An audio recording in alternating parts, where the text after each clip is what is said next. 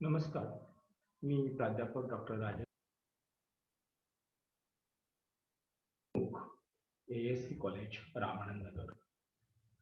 आज आपण शिवाजी विद्यापीठ कोल्हापूर अंतर्गत BA भाग 2 इतिहास या विषयाच्या सेमिस्टर 3 मधील पेपर क्रमांक 4 म्हणजे भारताचा इतिहास 1757 ते 1857 असा हा या पेपरचा कालखंड आहे.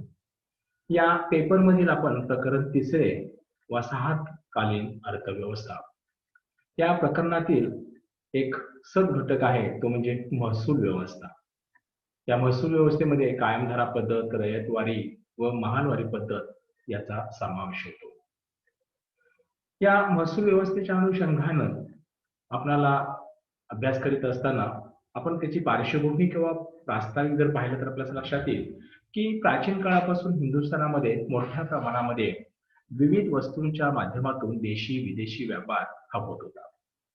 एकंदरीत आपल्या लक्षात येईल की रेशीम असू दे, सुती कापड असू देत, लाकडी काम, हस्तिदंताचे काम, दगड फोडण्याचे काम, हिऱ्यावर पैलू पाडण्याचे काम असेल, चामड्याच्या वस्तू असतील, चंदन असेल, जडजवाहीर असेल, अशा अनेक वस्तू त्या आपल्या भारत देशातून परदेशामध्ये विक्रीसाठी किंवा व्यापाराच्या माध्यमातून त्या जात होत्या.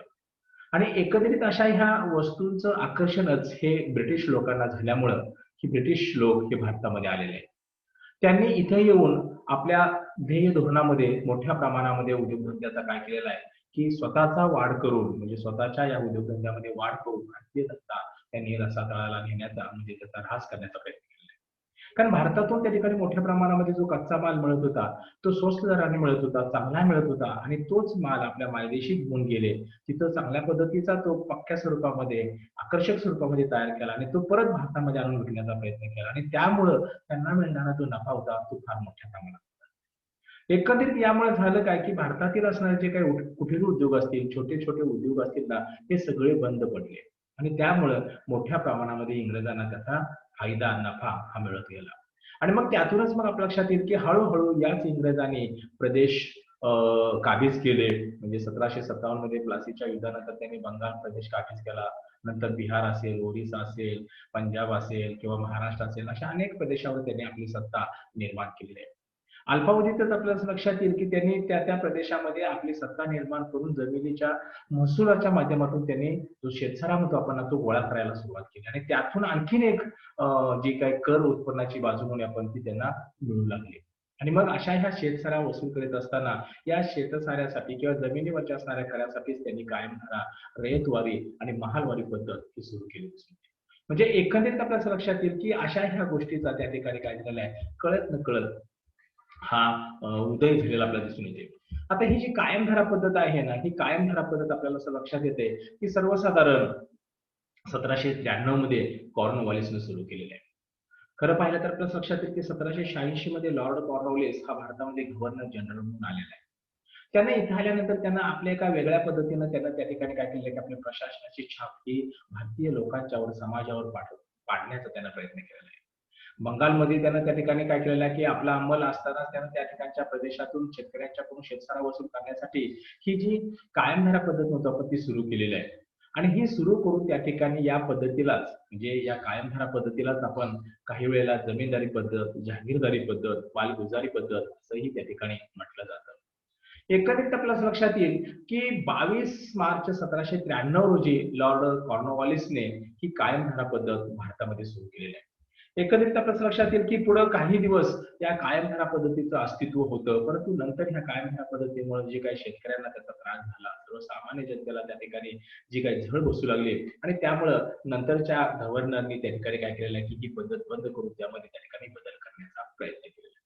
मग अशी ही जी कायमधारा पद्धत होती, ह्या कायमधारा पद्धतीची वैशिष्ट्य काय होती? ती जर वैशिष्ट्य पाहिलं तर आपल्याला लक्षात येईल की कॉर्नवॉलिसने महसूल गोळा करणाऱ्या जमीनदाराचा एक वर्ग तयार केला होता आणि त्यांच्या माध्यमातून तो महसूल गोळा केला जात होता. म्हणजे एक लक्षात घ्या की शेतकरी हा शेतामध्ये काम करतोय आणि शेतकरी हा तसा पाहिला तर त्या जमिनीचा मालक असतो. परंतु इथं आपल्याला लक्षात येते की त्या शेताला त्या ठिकाणी काम करणारा तो शेतकरी असेल किंवा त्या ठिकाणी तो कुळ म्हणून असेल, त्या ठिकाणचा असणारा तो मजूर असेल, शेतमजूर असेल, तो काम करत असताना त्या ठिकाणी त्याच्या जमिनीचा तो मालक तर नाहीच. उलट त्या ठिकाणी कर हा द्यावा लागत होता. आणि हा कर गोळा करण्यासाठी त्या ठिकाणी काय केलं होतं की जमीनदाराचा एक वर्ग त्या वॉलेसनं तयार केलं होतं. आणि या जमीनदाराच्या माध्यमातून शेतकऱ्यांच्याकडून कर गोळा करण्याचं काम त्या ठिकाणी केलं जात होतं. महसूल गोळा करण्यासाठी ब्रिटिशांनी एकनिष्ठ असलेल्या गाव पुढाऱ्यांना जमीनदारी दिली होती. म्हणजे गाव पुढारी म्हणजे गावामध्ये असणारे जे प्रतिष्ठित असतील, जमीनदार असतील किंवा आर्थिकदृष्ट्या जे सधन असतील ना, अशाच लोकांना त्यांनी त्या ठिकाणी काय केलं होतं, की हे कर किंवा जी जमीन महसुलाची असणार आहे किंवा कायमधारा पद्धतीचे असणारे कर गोळा करण्याचे हक्क म्हणतो आपण ना, ते त्यांना दिलेले होते. कारण का की ते गावामध्ये प्रतिष्ठित आहे. ते वेगवेगळ्या मार्गाचा साम, दाम, दंडाचा त्या ठिकाणी वापर करून ते कर गोळा करू शकतील. या भावनेतून त्यांनी त्या ठिकाणी काय केलं होतं, की गाव पुढाऱ्यांना हा कर गोळा करण्यासाठी तशा पद्धतीचे त्यांना अधिकार दिलेले होते. त्यानंतर पुढचं वैशिष्ट्य आपल्याला काय सांगता येईल, की सरकार व रयत यांच्यातील मध्यस्थ म्हणून जमीनदार काम करत होता. जमीनदार हे शेतकऱ्यांना कुळ किंवा खंडकरी म्हणून जमिनीवर काम करण्यासाठी नेमत होते. म्हणजे एकंदरीत आपल्या असं लक्षात येईल, की जमिनीवर काम करणारा शेतकरी किंवा कुळ किंवा खंडकरी हे जमिनीचे मालक असताना सुद्धा त्या ठिकाणी त्यांना तशा पद्धतीचे हक्क आणि अधिकार नव्हते. उलट जमिनीवरचा कर गोळा करण्यासाठी जमीनदार हे काय करत होते, की त्या शेतकऱ्याकडून त्या ठिकाणी काम करून घेत होते. म्हणजे जमीनदाराची मोठ्या प्रमाणामध्ये शेती असायची आणि ह्या शेतावर काम करण्यासाठी शेतकऱ्याच्या रूपानं, कुळाच्या रूपानं त्या ठिकाणी लोकं हे नेमले जात असत. म्हणजे अशाही पद्धतीचं त्या ठिकाणी त्यांनी काय केलं होतं, की एक पद्धतीचं त्यांनी एक वातावरण तयार केलं होतं. महसूल गोळा करण्यासाठी एक स्वतंत्र वर्ग नेमला होता. म्हणजे मी आता जे म्हटलं ना जमीनदारी किंवा जमीनदार हे होते ना, हे स्वतंत्रपणे त्या ठिकाणी महसूल गोळा करण्यासाठी काम करत होते. किती होता महसूल? म्हणजे एकूण आपल्याला लक्षात येईल, की उत्पन्नाचा 10-11% हा जो कर होता, हा कर गोळा करून जमीनदार हा सरकारी तिजोरीमध्ये भरत असेल आणि त्यातला 1 भाग म्हणतो आपण ना, हा तो स्वतःकडे ठेवत असेल. म्हणजे एकूण जे उत्पन्नाचे ना, हे उत्पन्न 10-11 सरकारच्या तिजोरीमध्ये जमा होते आणि 1/11 उत्पन्न हे तुमच्या जमीनदाराकडे ठेवायची पद्धत होती. परंतु प्रत्यक्षात मात्र तसं होत नव्हतं. त्याच्या उलट त्या ठिकाणी कारभार हा चालला होता. म्हणजे बंगालमध्ये तर एकूण जर आपल्याला लक्षात येत आहे, की 89% संपत्ती ही सरकारकडे जमा होत होती आणि 11% संपत्ती ही जमीनदाराकडे होती. मग शेतकऱ्याकडे राहिलं काय? शेतकऱ्याकडे काहीच नाही राहिलं कारण 89 आणि 11 जर पाहिलं तर 100% झालं. म्हणजे शेतकरी राबून त्या ठिकाणी वर्षभर काम करतोय आणि त्याला त्याचं जे काही मिळणारं जे काही उत्पन्न असेल किंवा जो काय असेल त्याला अर्थसहाय्याचा भाग तो त्या ठिकाणी काही मिळत नव्हता. पण तरी देखील सुद्धा नाविलाजास्त अशा पद्धतीचं चित्र ही शेतकरी मंडळी ही सहन करत होती. महसुलाची रक्कम एकाच वेळी कायमची निश्चित केली होती. महसूल जर शेतकऱ्यांनी दिला नाही तर त्याची जमीन लिलावात काढून तो पैसा कर रूपाने घेतला जात होता. म्हणजे एकंदरीत आपल्या असं लक्षात येईल, की शेतकऱ्यांना तो महसूल भरावा लागत होता. तो पैशाच्या रूपानं, वस्तूच्या रूपानं त्या ठिकाणी भरावा लागत असताना तो एकाच वेळी त्या ठिकाणी भरला पाहिजे आणि तोही त्या ठिकाणी निश्चित अशा स्वरूपाचा होता. म्हणजे जवळपास आपल्या असं लक्षात येईल, की 35% पासून जवळ-जवळ तो 70% पर्यंत त्या ठिकाणी कर हा आकारला जात होता आणि त्यामुळे त्या ठिकाणी शेतकऱ्यांची मोठ्या प्रमाणामध्ये असणारी जी काही शोषण म्हणतो आपण ना, ते त्या ठिकाणी त्यांचं होत असल्याचे दिसून येते. त्यानंतर त्याचं आणखीन एक वैशिष्ट्य सांगता येतं ते म्हणजे दुष्काळ अथवा अतिवृष्टी जरी झाली तरी कोणत्याही प्रकारचा सरकारला फटका बसत नव्हता. त्याच्या तिजोरीमध्ये मात्र जमीन महसूल हा ठराविक दरवर्षीप्रमाणे नियमित त्या ठिकाणी येत होता. म्हणजे आपण बघतोय आता, की जसं दुष्काळ पडला, पाऊस पाणी मोठ्या प्रमाणात झालं, रोगराई आली किंवा आणखीन काय अतिवृष्टी जर झाली, तर त्या ठिकाणी काय होत असतं, की कळत-नकळत शेतकऱ्यांना थोडी सूट दिली जात असते. परंतु इथं कसल्याही प्रकारचं शासनानं, ब्रिटिश शासनानं कोणतंही धोरण राबवलं नव्हतं. उलट त्या ठिकाणी अशाही काळामध्ये जो काही ठरलेला कर असेल ना, तो कर हा भरावाच लागत होता. म्हणजे सरकारी तिजोरीमध्ये ती रक्कम त्या ठिकाणी ऑटोमॅटिक येत होती आणि तो निश्चितपणे त्या ठिकाणी दरवर्षीपणे त्या ठिकाणी त्यांना तो मिळत होता. खंड कसल्याही प्रकारचा. म्हणजे एकंदरीत आपल्याला असं लक्षात येते, की ही जी जमीनदारी पद्धत असेल किंवा महसूल व्यवस्था असेल किंवा त्या ठिकाणी कायमधारा पद्धत असेल ना, ही आपल्याला तिथं अशा एका वेगळ्या रूपाने दिसून येते. अशा ह्या तुमच्या जमीनदारी पद्धतीचं किंवा महसूल व्यवस्थेचं त्या ठिकाणी कायमधारा पद्धतीचं जे क्षेत्र होतं, त्याची व्याप्ती होती ती कुठं होती? तर सुरुवातीला आपल्या लक्षात येईल, की बंगालमध्ये ही सुरुवात केलेली आहे, कायमधारा पद्धत कॉर्नवॉलिसनं आणि मग त्यानंतर बिहार असेल, ओडिसा असेल, बनारस असेल, उत्तर कर्नाटक, वाराणसी अशा अनेक भागामध्ये त्यांना हळूहळू ही कायम धरा पद्धत त्या ठिकाणी काय केली आहे, सुरू केली, लागू केली आणि त्या माध्यमातून कंपनी सरकारला, तत्कालीन असणाऱ्या कंपनी सरकारला जी काही रक्कम म्हणतो आपण, कराच्या रूपाने मिळणारी जमीन महसुलाच्या रूपाने मिळणारी रक्कम होती ती मोठ्या प्रमाणात त्या ठिकाणी ती त्यांना मिळू लागली. आता या कायम धरा पद्धतीचे काही फायदे झालेले आहेत. फायदे काय आहेत ते? तर अशा ह्या कंपनीच्या कायम धरा पद्धतीच्या अधिकारी लोकांनी काय जी केलेली पद्धत होती, त्याचा फायदा काय झाला होता, की कंपनी महसूल मधून निश्चित स्वरूपाचे उत्पन्न मिळाले. म्हणजे कंपनी सरकारनं, कॉर्नवॉलिसनं ही कायम धरा पद्धत सुरू केली आणि त्यामुळे त्या ठिकाणी इकडे दुष्काळ पडू, रोगराई होऊ आणि अतिपाऊस होऊ, काही जरी झालं तर त्या ठिकाणी त्यांना निश्चित स्वरूपात असणारा जो काही महसूल होता, हा कंपनीला त्या ठिकाणी मिळत होता. हा त्या कंपनीच्या दृष्टिकोनातून फायदा. दुसरा फायदा काय? तर शेतीमध्ये जास्त उत्पन्न झाल्यास त्याचा फायदा जमीनदारांना मिळाला. म्हणजे जे जमीनदार ज्या शेतकऱ्यांच्याकडून पोळा करून त्या ठिकाणी ते शेती करून घेत होते आणि त्यातून जो मिळणारा कर होता, हा कर त्या ठिकाणी त्यांना मिळत होता. आणि त्याच्यासाठी ते काय करत होते जास्त कर मिळावा म्हणून, तर ज्या काही पडीक जमिनी असतील किंवा जंगलयुक्त असणाऱ्या जमीन असेल ना, त्या लागवडीखाली आणायचं, त्याच्यामध्ये त्या ठिकाणी शेती पिकवायची आणि त्यातून त्या ठिकाणी मोठ्या प्रमाणामध्ये उत्पन्न घ्यायचं आणि जास्त उत्पन्न आलं की जास्त त्या ठिकाणी कर मिळू शकतोय, अशा उद्देशातून त्या ठिकाणी काय झालेलं आहे, की तो प्रकार त्या जमीनदारांनी लागू केला आणि मग त्यातून त्या जमीनदाराला फायदा झालेला आहे. दुसरा फायदा कोणाला झाला? तर महसूल वसुलीतील गुंतवलेले जे कंपनीचे अधिकारी होते ना, यातून मुक्त झाले व ते काम इतर वर्गांना दिले. म्हणजे सुरुवातीला कायम धरा पद्धतीच्या अगोदर आपल्या लक्षात येईल, की जो महसूल गोळा केला जात होता ना, त्यावेळेला त्या ठिकाणी कंपनीचे अधिकारी त्या ठिकाणी काम करत होते. सरकारी अधिकारी म्हणून त्या ठिकाणी त्यांची नियुक्ती केली होती. परंतु नंतरच्या वेळेला ही कायम धरा पद्धत सुरू झाली. त्यावेळेला त्या ठिकाणी काय झालेलं आहे, की महसूल गोळा करण्यासाठी त्या ठिकाणी काय झालेलं आहे, की जमीनदाराचा वर्ग नेमला गेलेला आहे. म्हणजे जमीनदार त्या ठिकाणी काय झाले, की काम करू लागले किंवा कर गोळा करू लागले आणि त्यामुळे जे काही सरकारी अधिकारी होते किंवा ब्रिटिशांचे जे काही अधिकारी होते, हे या कामातून थोडेसे बाजूला झाले. त्यामुळे त्या ठिकाणी काय झालेलं आहे, की तोही फायदा हा त्यांनाच झाला. पुढचा फायदा काय? तर महसूल व्यवस्थेतील जो काही त्रास असेल, जो दोष असेल, तर तो नष्ट झाला. काय होता त्रास? काय होता दोष? तर जी पडीक जमीन होती ना, ही पडीक जमीन ठेवण्याची पद्धत त्या ठिकाणी काय झाली? थांबली, बंद केली. कारण का? की पडीक जमीनमध्ये त्या ठिकाणी जर आपण काहीच उत्पन्न नाही घेतलं, तर आपल्याला काय मिळणार पण नाही. आणि म्हणून मग आपल्याला असं लक्षात येईल, की पडीक जमीन त्या ठिकाणी काय केलेलं आहे, की त्यांनी लागवडीखाली आणण्याचा प्रयत्न केलेला आहे. आणि त्यामुळे त्या ठिकाणी त्यांना ऑटोमॅटिक उत्पन्न मिळू लागलं. उत्पन्न मिळू लागल्यामुळे त्या ठिकाणी करही त्या ठिकाणी त्यांना मिळत गेला. म्हणजे एकंदरीत आपल्याला लक्षात येईल, की याचाही फायदा हा त्यांच्या जमीनदाराला, त्याचबरोबर तुमच्या बंगालच्या असणाऱ्या त्या महसूल अधिकारी वर्गाला त्या ठिकाणी झालेला दिसतो. दुसरी गोष्ट काय दिसते आपल्याला याचा फायदा आणखी, तर संपत्ती लपवणे हा प्रकार थांबला. म्हणजे एखाद्या शेतकऱ्यानं जर जास्त उत्पन्न काढलं असेल किंवा आणखीन जर काय एखाद्या अन्य जमीनदाराची जर संपत्ती जास्त असेल ना, ही कळत न कळत त्या ठिकाणी सरकारला समजत होते. जे काही ब्रिटिश अधिकारी जे होते ना, त्यांना ही सगळी खडानखडा माहिती समजत होती आणि म्हणून त्या ठिकाणी काय झालेलं आहे, की अशा प्रकारच्या गोष्टीला कळत न कळत काय झाला, आळा बसला आणि त्यामुळे त्या ठिकाणी काय झालेलं आहे, की हेही सगळे हे ब्रिटिशांच्या जमीनदाराच्या दृष्टिकोनातून फायदे झाले. महसूल कायमस्वरूपी व निश्चित केला. कमी खर्चाची, सर्वांना समान आकाराची व निश्चित स्वरूपाची कायम धरा पद्धत अस्तित्वात. म्हणजे निश्चित स्वरूपाचा, कायमस्वरूपी आणि त्याचबरोबर समान आकाराचा असणारा हा कायम धरा पद्धतीचा जो काही प्रकार म्हणतो, हा प्रकार या ठिकाणी अस्तित्वात आहे.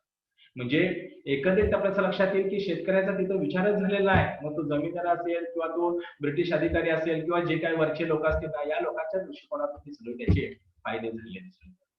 जमीनदाराचा एक नवा सदन व इंग्रजांशी एकनिष्ठ असणारा एक नवा वर्ग तयार झाला. म्हणजे या जमीनदाराने स्वतःला त्या ठिकाणी कर गोळा करण्याचे अधिकार मिळावेत किंवा त्या ठिकाणी आपलं स्वतःचं अस्तित्व टिकून ठेवावं म्हणून या लोकांनी इंग्रजांशी एकनिष्ठ राहण्यासाठी त्या ठिकाणी काय केलेलं आहे, की पुढं करायला सुरुवात केलेली आहे. म्हणजे हा जो जमीनदार वर्ग हा स्वतः तर श्रीमंत झाला आणि इंग्रजांशी एकनिष्ठ राहण्यासाठी त्यांनी त्या ठिकाणी काय केलेलं आहे, हर एक प्रकारे त्यांनी प्रयत्न करण्याचा प्रयत्न हा केलेला आहे. आता हे फायदे हे जमीनदाराच्या दृष्टिकोनातून किंवा इंग्रजांच्या दृष्टिकोनातून त्या ठिकाणी झाले. मग त्याचे तोटे काय झालेले आहेत? तर इथं आपल्याला जर तोटे पाहायचे म्हटले तर आपल्याला दिसेल, की कायम धरा पद्धतीचा सर्वात शेतकऱ्यांना मोठा फटका बसला. ते निर्धन व भूमिहीन झालेले आहेत. म्हणजे शेती करणारा हा शेतकरी हा जमिनीचा मालक असतोय, परंतु त्या ठिकाणी त्याच्या नावाने जमीन नाही आहे. उलट तो त्या ठिकाणी शेतामध्ये एखाद्या मजुरासारखा किंवा एखाद्या गुलामासारखा त्या ठिकाणी काम करतोय आणि त्यामुळे त्या ठिकाणी काय झालेलं आहे की या शेतकऱ्यांना कायमधारा पद्धतीमुळे आपल्या स्वतःच्या जमिनीवर मालकी हक्क न ठेवता त्या ठिकाणी ते शेतीपासून पुरेसे काय झालेले आहेत म्हणजे हक्कापासून वंचित झाले. त्याचबरोबर लक्षात येईल की ते भूमिहीन झालेले आहे, म्हणजे स्वतःची मालकी त्या ठिकाणी त्यांची नाही राहिलेली आहे, म्हणजे ते जमिनीचे मालक न राहता त्या ठिकाणी काय झालेले आहे त्याच्यावर फक्त काम करण्यासाठी ते काम करू लागलेले आहे. जमीनदार हे शहरात चैनी आणि विलासी जीवन जगू लागले आणि त्यामुळं शेतसरा वसुलीचे काम त्यांच्या वतीने कोट श्रम जाम दाखवला. म्हणजे जे काही गावामध्ये असणारे जे जमीनदार होते किंवा जे श्रीमंत लोक होते हे जमीन महसूल गोळा करण्याचे हक्क त्यांनी आपल्याकडे घेतले. पण पुन्हा त्यांनी काय केलं की स्वतः मात्र पुन्हा शहरामध्ये जायचं, ऐशारामी जीवन जगायचं आणि त्यांच्या वतीने पुन्हा आणखीन आपल्या हाताखाली काय केलेलं आहे की त्यांनी सरंजामदार अशा पद्धतीचे नेमले आणि त्यांनी पुन्हा शेतकऱ्यांच्याकडून पुन्हा कर गोळा करायचं काम सुरू केलं. म्हणजे परत आणखीन काय झालेलं आहे की या शेतकऱ्यांनाच तोटा झाला आणि जमीनदाराचा फायदा झाला. पुढचा तोटा काय तर जमिनीवरची गावाची मालकी संपुष्टात येऊन जमीनदार मालक बनले. म्हणजे ज्या गावाचे जे काही मूळचे जे काही सगळे रहिवासी शेतकरी असतात किंवा जे काही गावचे रहिवासी म्हणून मालक जनता असते ना ते त्या ठिकाणी काय झाले की शेतीचे मालक नाही राहिले. उलट कोण झालं तर त्या ठिकाणी जमीनदार झाले. म्हणजे जी काही गावाची मालकी ही सर्व गावाच्या लोकांच्या रहिवाशांच्या जनतेची असते ना परंतु तसं इथे दिसत नाही. म्हणजे तोही एक तोटा हा या लोकांचा झालेला दिसून येतो. शेतकऱ्यांना वेळेत रोख महसूल भरण्यासाठी सावकाराच्याकडे कर्ज काढावे लागत होते. म्हणजे वेळ प्रसंगी आपल्याला लक्षात येईल की दुष्काळ म्हणा, रोगराई म्हणा किंवा अतिवृष्टी म्हणा अशा वेळेला जर समजा मोठ्या प्रमाणामध्ये जर फटका बसला तर त्या ठिकाणी जो काही ठरलेला शेतसारा आहे हा शेतसारा त्या ठिकाणी शेतकऱ्यांना द्यावाच लागत होता. आणि मग जर समजा आपल्याकडे नसेल तर तो कसा द्यायचा. मग अशा वेळेला त्या ठिकाणी शेतकऱ्याकडे पैसे नसल्यामुळे तो सावकाराकडे धाव घ्यायचा, तो कर्ज काढायचा आणि त्यामुळं त्यांच्याही वाट्याला पुन्हा शेतकऱ्यांच्या वाट्याला काय झालेलं आहे की अशाही पद्धतीचा एक मोठा तोटा हा आलेला दिसून येतो. जमीनदार हे शेतकऱ्यांचे शोषण करू लागले.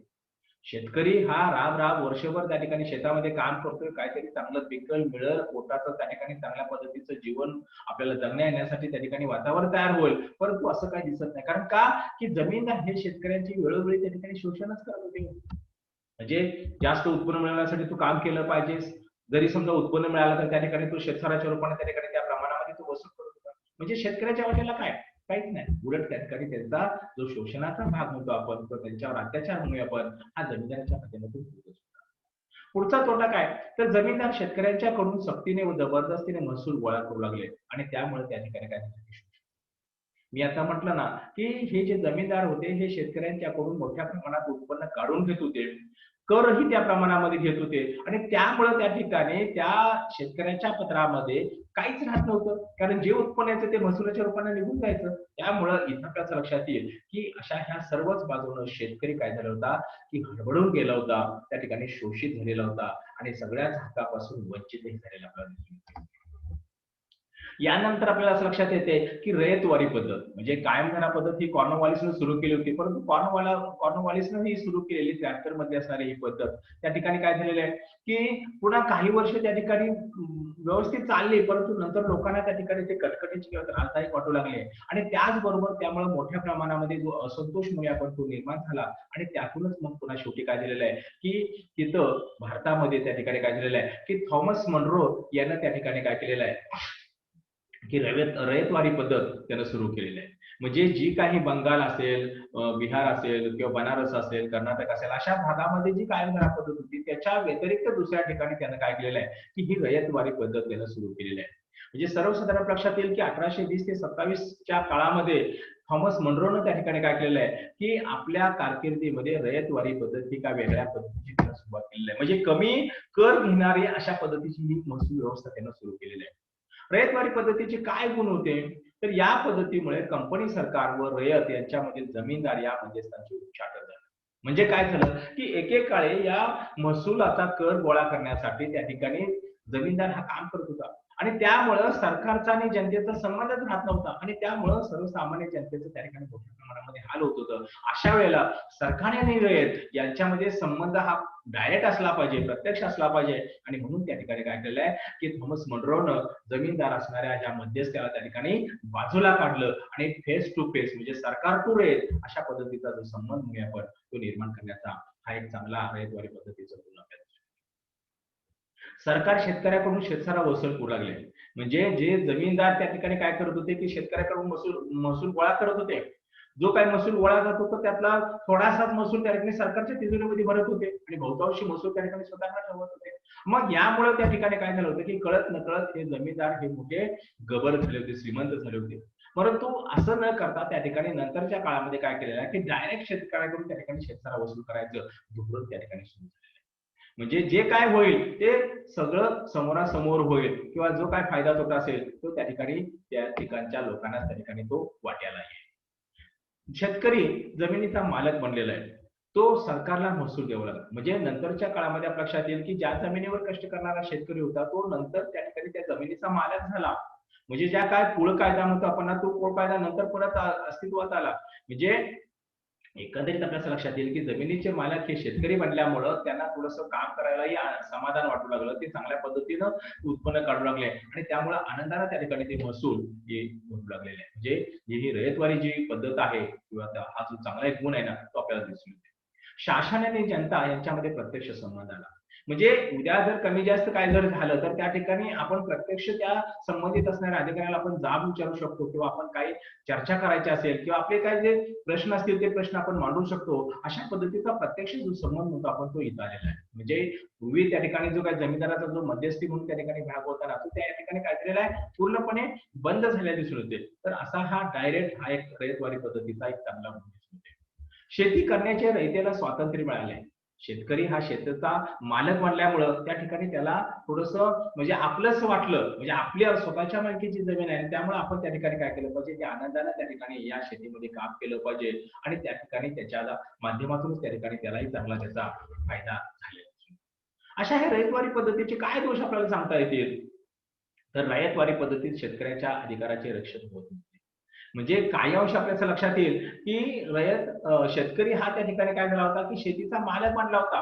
पण जे काही अधिकार होते ना हे अधिकार काही अंशी म्हणजे या शासनानं आपल्या अंकित ठेवण्याचा प्रयत्न केला होता आणि त्यामुळं काही अधिकाराचं त्या ठिकाणी त्यांच्याकडून रक्षण होत असताना दिसत नाही. शेतकऱ्यांना कोणताही आर्थिक फायदा झाला नाही. म्हणजे पूर्वी जसा त्या ठिकाणी काय झाला होता की ते जमिनीचे मालक पूर्वी नव्हते पण आता झाले. परंतु जमीनदार हे त्या ठिकाणी शेतकऱ्याकडून त्या ठिकाणी कर गोळा करत होते.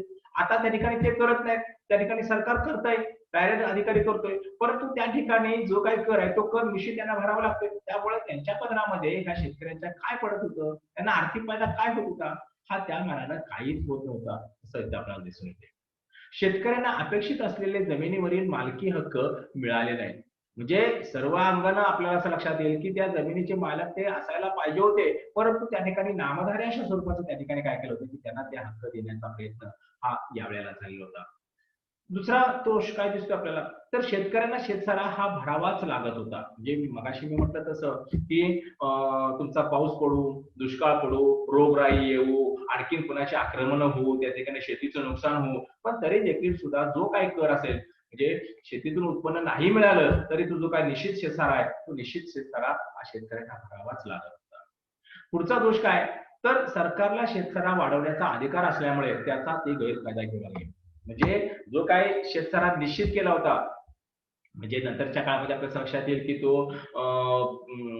35% 70% गेला किंवा तो परत नंतर पुन्हा कमी केला. म्हणजे हे जे अधिकार वाढवण्याचे किंवा कमी करण्याचे जे होते हे सगळे सरकारकडे होते आणि त्यामुळे त्या ठिकाणी काय केलेलं आहे की या लोकांनी आपल्याला जसं पाहिजे तसं परिस्थितीच्या अनुषंगाने नियम तयार केले आणि त्याचा त्याने वापर केला. या पद्धतीमध्ये शेतसाऱ्याचे प्रमाण अधिक होते. मी आता म्हटलं तुम्हाला की कायमधारा पद्धतीमध्ये 35% त्या ठिकाणी शेतसारा होता किंवा जवळपास तो नंतर पुन्हा 70% त्या ठिकाणी शेतसारा नेलेला होता. मग अशामुळे त्या ठिकाणी काय झालं होतं की हे शेतकऱ्याचं जे काय सारं प्रमाण होतं ते अधिक होतं. त्यामुळे शेतकऱ्यांच्या पदरामध्ये त्याचं काहीच जे काय माप म्हणतो आपण किंवा शिल्लक म्हणतो आपण ती पडत नव्हती. म्हणजे हा एक दोष या ठिकाणी आपल्याला दिसून येतोय.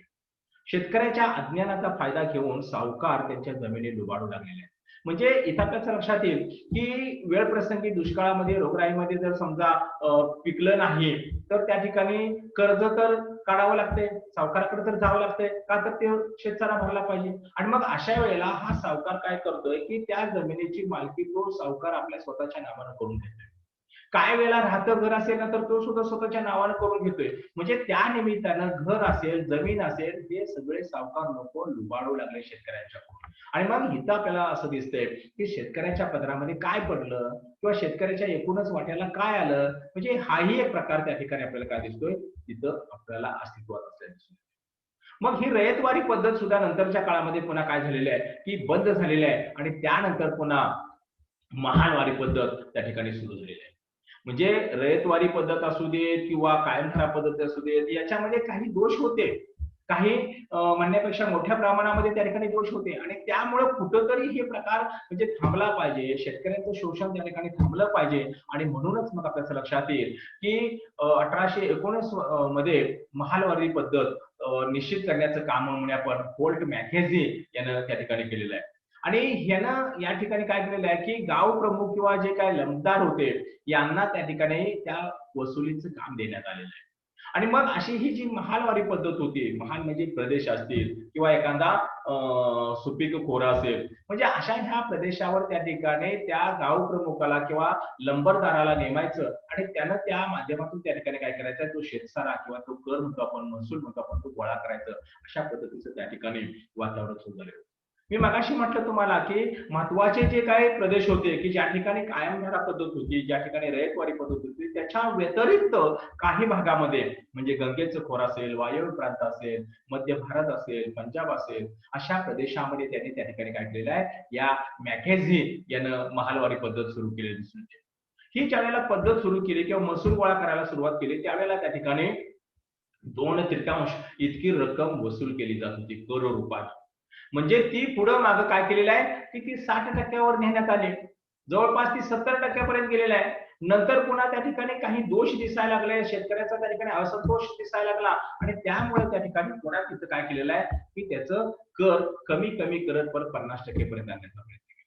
म्हणजे हे सगळं धोरण हे नंतरच्या काळामध्ये लॉर्ड विल्यम बेंटिकने काय केलेलं आहे की आपले उदारमतवादी धोरण राबवलं आणि तो कर कमी करून तो शेतकऱ्यांचा असणारा जो शेतसारा असेल ना तो निश्चित स्वरूपाचा कमी करून त्या ठिकाणी आपल्याला मिळेल अशा पद्धतीची त्यानं व्यवस्था केलेली आहे. नंतर आपल्याला असं लक्षात येईल की जवळपास आपल्याला जो काही 66% भाग हा सरकारच्या तिजोरीमध्ये जमा होत होता ना, तर तो सुद्धा हा जास्त होता शेतकऱ्याच्या दृष्टिकोनातून. शेवटी सरकारला काय फायदाच आहे ना, जितकं जास्त मिळेल तेवढं. परंतु शेतकऱ्याच्या दृष्टिकोनातून त्या ठिकाणी जास्त असल्यामुळे त्या ठिकाणी त्यांनी काय केलेलं आहे की तो कर कमी केला आणि तो त्या ठिकाणी काय झालेला आहे की कमी करत करत आणत त्या ठिकाणी शेतकऱ्यांचं हित बघण्याचा प्रयत्न केलेला आहे. मग एकूणच आपल्या लक्षात येईल की जवळपास 34% त्या ठिकाणी काय झालेलं आहे की शेतकऱ्यांना त्या ठिकाणी आपल्या पदरामध्ये आपलं उत्पन्न ठेवण्याचा त्या ठिकाणी काय झालेला आहे एक वातावरणाचा भाग निर्माण झालेला आहे. म्हणजे एकंदरीत आपल्या लक्षात येईल की ही महालवारी जी पद्धत आहे ना, ही महालवारी पद्धत सुद्धा त्या ठिकाणी काय केलेली आहे की कमी अधिक स्वरूपामध्ये रयतवारी पद्धत, कायमधारा पद्धत ही शेतकऱ्यांचं शोषण करणाऱ्याच अशा ह्या पद्धती होत्या, महसूल कर गोळा करणाऱ्याच्या. म्हणजे एकूणच आपल्या असं लक्षात येईल की अशा ह्या महसूल व्यवस्थेचे ब्रिटिशकालीन परिणाम काय झालेले आहेत ते, तर त्याचा आपण जर आढावा घेतला तर आपल्याला असं लक्षात येईल की भारतातील पारंपरिक अर्थव्यवस्था, ग्रामव्यवस्था यांना धक्का देत महालवारी पद्धत सुरू केलेली आहे. म्हणजे पूर्वी आपल्याला लक्षात येईल की गावच्या जमिनी या गावच्या मालकीच्या असत, शेतकऱ्यांच्या मालकीच्या असेल, परंतु त्या ठिकाणी इथं काय झालेलं आहे की या ब्रिटिश अधिकाऱ्यांनी जमीनदारी पद्धतीचा वापर केला किंवा त्या ठिकाणी त्यांच्याकडे हक्क दिले आणि त्यामुळे त्या ठिकाणी काय झालेलं आहे की हा सगळा प्रकार हा उलट सुलट होतो आणि त्यामुळे त्या ठिकाणी काय झालेलं आहे की एक प्रकारे धक्का हा बसलेला दिसून येते. पुढचा परिणाम काय दिसतोय की पडीक जमिनी, जंगलयुक्त जमिनी साफ करून कृषी योग्य जमिनी लागवड आणण्याचे प्रयत्न अपयशी ठरले. म्हणजे जमीनदाराच्या काळामध्ये त्या ठिकाणी पडीक जमिनी असतील किंवा जंगल व्याप्त असणाऱ्या जमिनी असेल, ह्या जमिनी त्या ठिकाणी साफसफाई करून त्या लागवडीखाली आणण्याचा प्रयत्न केला जात होता. परंतु या ठिकाणी शेतकऱ्यांच्या पदरामध्ये त्याचं जे काही प्रमाण म्हणून आपण किंवा जास्त फायदा म्हणून आपण तो मिळत नव्हता आणि त्यामुळे नंतर पुन्हा काय झालेलं आहे की त्याकडे दुर्लक्ष केलं, कानाडोळा केला. म्हणजे एक प्रकारे हा प्रकार सुद्धा काय झालेला आहे, कळत नकळत अपयशी ठरलेला दिसून. ब्रिटिशांना महालवारी पद्धतीच्या माध्यमातून जमीन महसूल मिळू लागला. म्हणजे निश्चित स्वरूपात असणारा जो जमीन महसूल होता, हा महसूल सुद्धा त्या ठिकाणी काय झालेला आहे, मिळायला लागला. त्यामुळे ब्रिटिशांच्या तिजोरीत काही फरक पडला नाही. उलट वेळोवेळी त्या ठिकाणी वाढ होत असलेली आपल्याला दिसून येते. महालवारी पद्धतीमुळे शेतकऱ्यांची दयनीय अशी अवस्था झालेली आहे. त्यांना धान्य व जमीन विकून पैसे उभे करावे लागत होते किंवा कर्ज काढावे लागत होते. या प्रकारामुळे शेतकऱ्यांच्या गळ्याभोवती फास आवळला गेलेला होता. म्हणजे एकंदरीत असं आपल्या लक्षात येतंय, की शेतकऱ्यांना वेळ प्रसंगी त्या ठिकाणी जमीन विकून, धान्य विकून त्या ठिकाणी कर भरावा लागत होता. कर्ज काढावं लागत होतं. म्हणजे एकंदरीत अशी जी काही दयनीय अवस्था होती पण ही शेतकऱ्यांची झाली आणि त्यामुळे मोठ्या प्रमाणामध्ये काय झालेलं आहे, की कळत नकळत या शेतकऱ्याच्या भोवती एक प्रकारचा फास आपल्याला आलेला दिसून येतोय. पुढचा त्याचा एक जो परिणाम आहे तो म्हणजे कंपनीच्या महसूल पद्धतीमुळे जमीनदार, सावकार, अधिकारी आणि व्यापारी हे शेतकऱ्याची लूट करू लागले. तसेच भारतीय समाज श्रेष्ठ आणि कनिष्ठ या वर्गात विभागला. म्हणजे हे जे काय सावकार, जमीनदार, अधिकारी, व्यापारी हे काय झाले आर्थिकदृष्ट्या सधन झाले, ते श्रीमंत झाले, श्रेष्ठ ठरले गेले आणि त्यामुळं त्या ठिकाणी काय झालं की श्रेष्ठ श्रीमंत वर्ग एक उदयास आला आणि मग कष्टकऱ्यांचा असेल, शेतकऱ्यांचा असेल, मजुरांचा असेल, हा एक वर्ग काय झाला उदयास आला. म्हणजे तो एक कनिष्ठ प्रकारचा असणारा हा वर्ग हा उदयास आला. म्हणजे एकंदरीत श्रेष्ठ आणि कनिष्ठ अशा या दोन वर्गाची, दोन विभागाची त्या ठिकाणी काय झालेलं आहे, विभागणी आपल्याला झालेली दिसून येते. पुढचा त्याचा परिणाम काय दिसतोय तर नवीन व्यवस्थेमुळे भारतीय शेतीची दुर्दशा झाली. शेतकरी व जमीन हे दोन्ही घटक महालवारी पद्धतीमुळे मोठ्या प्रमाणात अस्थिर बनले. भारतीय ग्रामीण जीवन व समाज जीवन विस्कळीत झाले. त्यामुळे सर्वसामान्य जनतेची पिळवणूक व मोठी दुर्दशा झाली. म्हणजे हा सगळा प्रकार हा जमीन महसुलीमुळं किंवा महालदारी पद्धतीमुळे म्हणतो आपण किंवा रयतवारी पद्धतीमुळे आपण झालेला आहे आणि ह्या सगळ्या गोष्टींचा परिणाम हा एकूणच आपल्याला काय दिसतोय की सामान्य जनतेवर झालेला आहे.